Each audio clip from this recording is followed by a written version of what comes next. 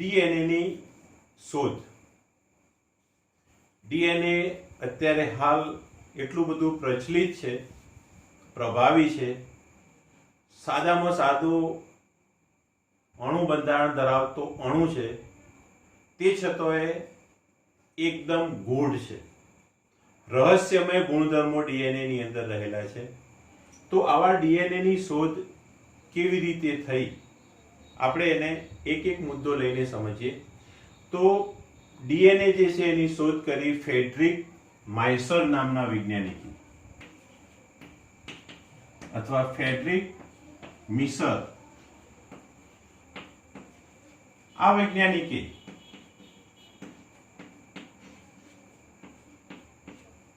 DNA ની લગભગ 1869 ની અંદર 1869 માં ડીએનએ ની શોધ કરી. યાદ રાખો, એને માનવ શ્વેતકણ લીધો,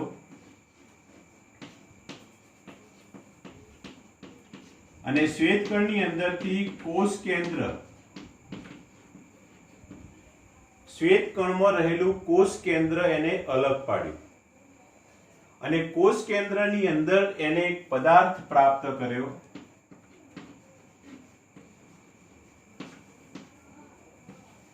જે એસિડિક પદાર્થ હતો.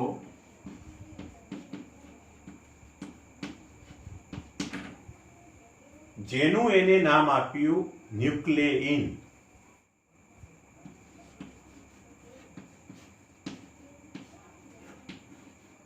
ન્યુક્લિયન એવું એને નામ આપ્યું. એ પદાર્થ એને જે કોષ કેન્દ્રમાંથી અલગ પાડ્યો, એનું એને નામ આપ્યું ન્યુક્લિયન. આ ન્યુક્લિયન જે છે, સમજો, એને અલગ પાડવો બહુ મુશ્કેલ હતો.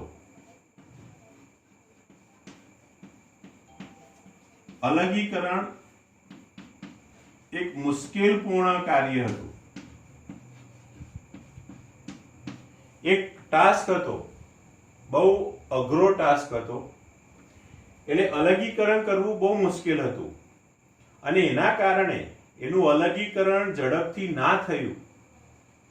એટલે આપણે આ અણુ વિશે, આ અણુ બંધારણ વિશે કે આ પદાર્થ વિશે શોધ કરતા કરતા ઘણો લાંબો સમય લાગ્યો. આ એનો ઇતિહાસ છે. મિસર નામના વૈજ્ઞાનિકે એનું અલગીકરણ મુશ્કેલ છે, એટલે એની લાંબા સમય બાદ, અથવા લાંબા સમય સુધી એ ન જાણી શકાયો.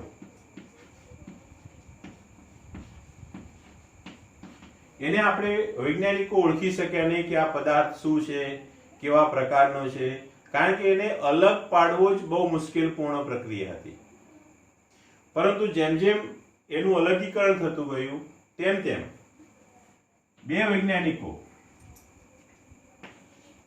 મોરિસ વિલ્કિન્સ અને રોઝલેન્ડ ફ્રેન્કલિન,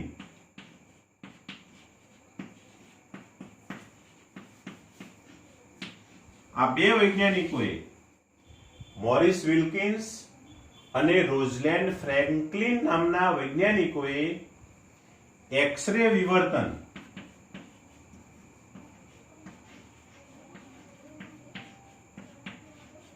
એક્સરે વિવર્તનની શોધ કરી.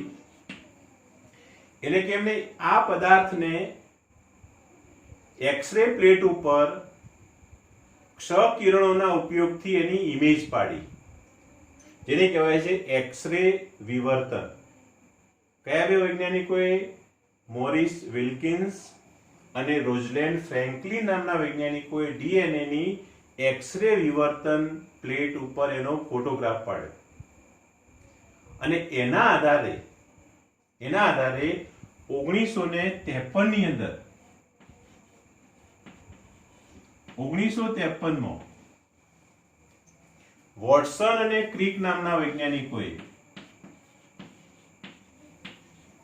વોટસન અને ક્રિક, આ બે વૈજ્ઞાનિકોએ એ સમયે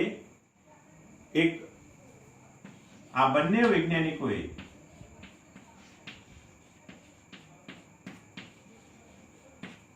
એના ઉપરથી, આ એક્સરે વિવર્તન ઉપરથી ડીએનએ ની અણુરચના સમજાવતું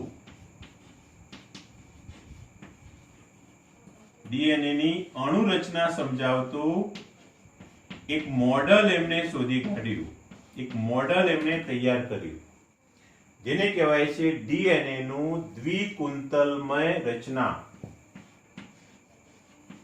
દ્વિકુંતલમય રચના દર્શાવતું મોડલ. એટલે ડીએનએ ની અણુરચનાનું મોડલ શોધવાનું માન કોને જાય છે? વોટસન અને ક્રિક નામના વૈજ્ઞાનિકોએ. એમને આપેલા અણુ મોડલને દ્વિકુંતલ અથવા એના માટે આપણે ગુજરાતી શબ્દ વાપરીએ તો બેવડા કુંતલમય અથવા બેવડું કુંતલમય મોડલ કહે છે. આ રીતે વોટસન અને ક્રિક નામના વૈજ્ઞાનિકોએ 1953 ની અંદર ડીએનએ નું અણુ મોડલ શોધ્યું અને આ શોધ બદલ આ વૈજ્ઞાનિકોને નોબેલ પ્રાઇઝ પ્રાપ્ત થયેલું છે. કહેવાનો અર્થ એ છે કે હંમેશા વૈજ્ઞાનિકોએ જે સંશોધનો કર્યા છે એ કેટલા મહત્વપૂર્ણ છે એની આ નોબેલ પ્રાઇઝ જેવી બાબતોથી આપણે નક્કી કરી શકીએ છીએ. હવે એમને શોધેલા અણુ મોડલની રચનાને આધાર કોણે પૂરો પાડ્યો, સપોર્ટ કોને પૂરો પાડ્યો? તો અણુ રચનાના મોડલને આધાર પૂરો પાડ્યો ઇરવિન ચારગાફ નામના સાયન્ટિસ્ટે.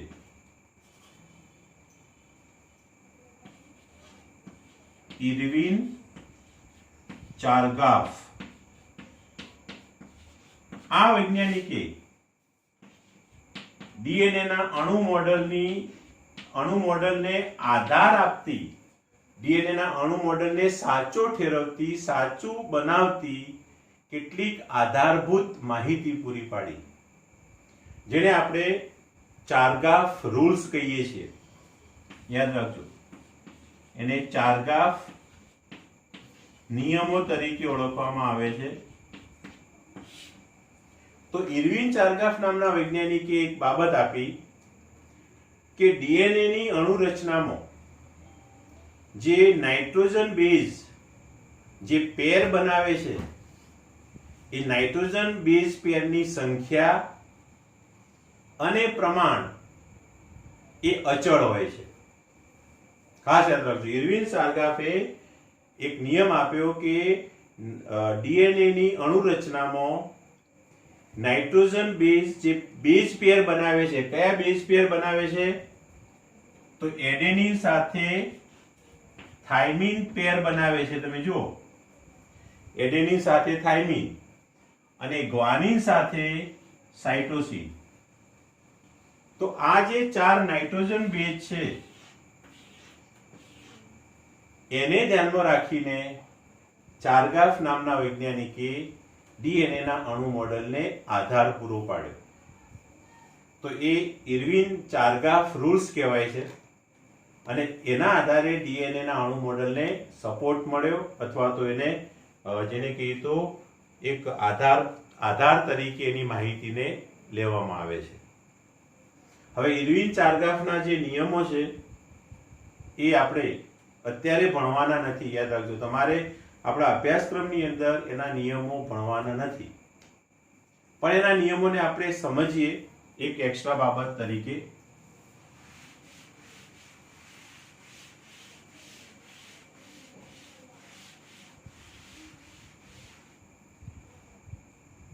તો ચારગાફે પહેલો નિયમ આપ્યો કે ડીએનએ ની બે પોલીન્યુક્લિયોટાઇડ શૃંખલાઓ છે, આવી બે, આ બંને શૃંખલા ઉપર જો બંને પૈકી એક શૃંખલા ઉપર જેટલા એડેનિન હોય એટલા ગ્વાનિન હોય છે, એટલા થાઇમિન હોય છે. જેટલા એડેનિન હોય એટલા થાઇમિન હોય. અને બીજું, જેટલા ગ્વાનિન હોય એટલા સાઇટોસિન હોય છે. એટલે ગ્વાનિન અને સાઇટોસિન સરખા હોય છે, એડેનિન થાઇમિન સરખા હોય છે. આ પહેલો ઇર્વિન સારગાફનો નિયમ. ચાલો, બીજો નિયમ કે હંમેશા ડીએનએ ની અણુરચનામાં એડેનિન સાથે થાઇમિન જે જોડ બનાવે છે, એડેનિન વત્તા થાઇમિન, ઓકે, સોરી, એડેનિન અને ગ્વાનિન, આ બંને જે આવેલા છે એની સંખ્યા બરાબર થાઇમિન વત્તા સાઇટોસિન હોય છે. આ બીજો નિયમ. આનો અર્થ શું થયો કે એડેનિન વત્તા ગ્વાનિન અપોન થાઇમિન વત્તા સાઇટોસિન બરાબર 1 હોય છે. આ ઇર્વિન સારગાફનો બીજો નિયમ. એટલે કે બંને શૃંખલાઓ ઉપર જેટલા પ્યુરિન હોય એટલા પિરિમિડિન હોય. અને ત્રીજો નિયમ એ હતો કે એડેનિન સાથે જે થાઇમિન જોડ બનાવે છે, એડેનિન થાઇમિન, ગ્વાનિન સાથે 3 હાઇડ્રોજન બનતી સાઇટોસિન જોડાય છે. આ જે જોડીઓ છે, આ એક જોડ અને આ બીજી જોડ, આ જોડીની સંખ્યાઓ, જોડીની સંખ્યાઓ જે છે એ સરખી પણ હોય અને સરખી હોતી પણ નથી. એવું જરૂરી નથી કે ડીએનએ ઉપર એડેનિન થાઇમિનની જોડીઓ જેટલી હોય એટલી જોડી ગ્વાનિન સાઇટોસિનની હોય. જોડ સંખ્યા જે છે એ સરખી પણ હોઈ શકે અથવા અલગ પણ હોઈ શકે. ખ્યાલ આવી ગયો? એટલે આ જે નિયમો છે ઇર્વિન સારગાફના, એ ડીએનએ ના અણુ મોડેલને એક સપોર્ટ આપે છે, એક આધાર પૂરો પાડે છે. તો આને આપણે કહીશું ઇર્વિન સારગાફના નિયમો. ચાલો, બીજી બાબતો લઈએ.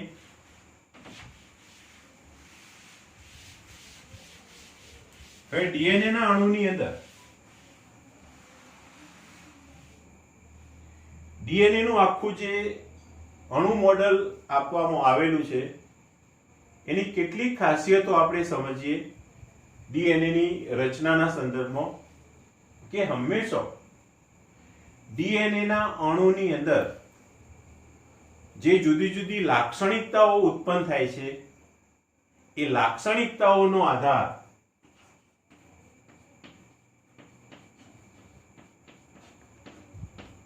ડીએનએ ના અણુની અંદર એની વિવિધતાઓનો આધાર બંને પોલીન્યુક્લિયોટાઇડ શૃંખલાઓ વચ્ચે આવેલા શૃંખલા વચ્ચેના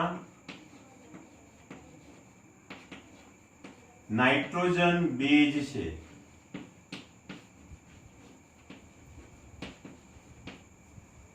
ડીએનએ ની લાક્ષણિકતાનો આધાર જે છે એ શાના ઉપર રહેલો છે? ડીએનએ ની અણુરચનામાં જે ન્યુક્લિયોટાઇડ્સના નાઇટ્રોજન બેઝ આવેલા છે, એકબીજા સાથે જોડાયેલા છે, એના ઉપર રહેલો છે. આ એની પહેલી વિશેષતા. ચલો, બીજી વિશેષતા સમજીએ કે જો તમને ડીએનએ ની એક શૃંખલાનો ક્રમ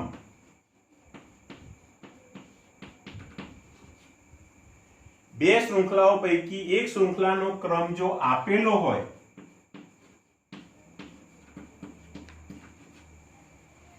તો બીજી જે શૃંખલા છે એની સામેની જે શૃંખલા છે એનો જે ક્રમ હોય એને આપણે અનુમાન કરી શકીએ, અનુમાનિત કરી શકાય. ચલો, આનું અર્થઘટન શું થાય સમજો. કે ધારો કે આ ડીએનએ છે. હવે આ ડીએનએ ની આ શૃંખલા અને આ એની સામેની શૃંખલા. આ શૃંખલાની દિશા આ બાજુ છે, આ શૃંખલા આ બાજુ છે. આ 5' આ 5'.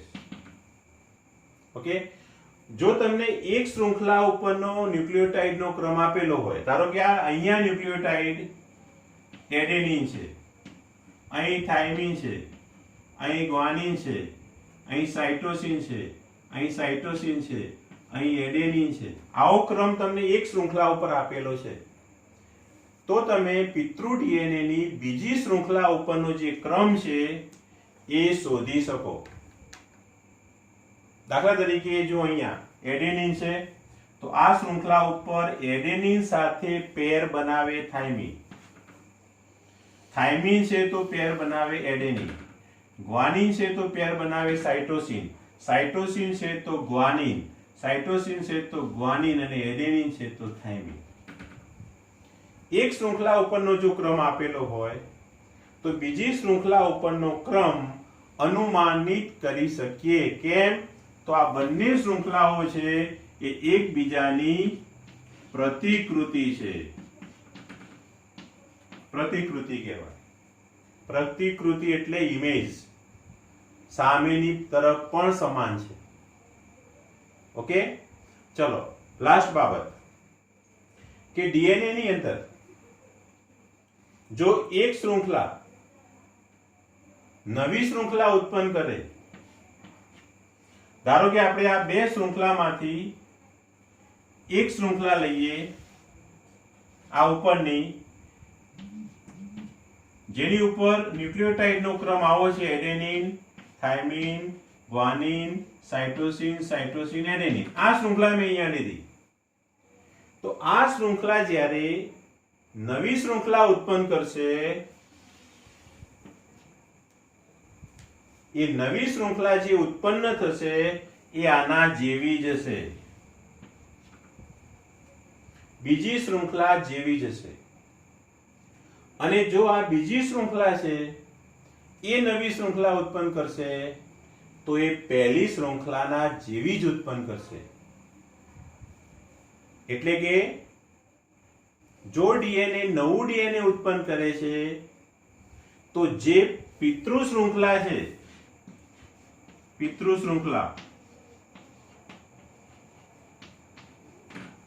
એ જે નવી શૃંખલા ઉત્પન્ન કરશે એને કહેવાય બાળ શૃંખલા.